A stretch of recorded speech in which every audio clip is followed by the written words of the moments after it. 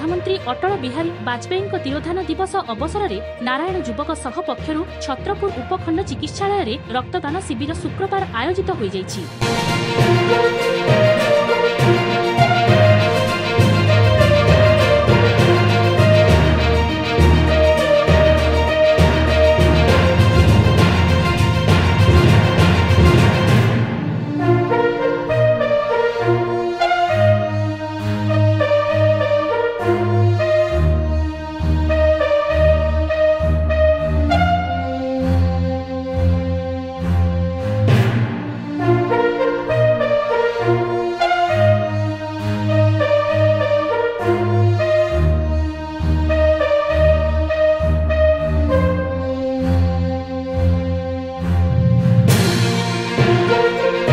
एही कार्यक्रम रे मुख्य अतिथि भावे छत्रपुर विधायक कृष्णचंद्र नायक जोगदे एही रक्तदान शिविर को उद्घाटन करथिले।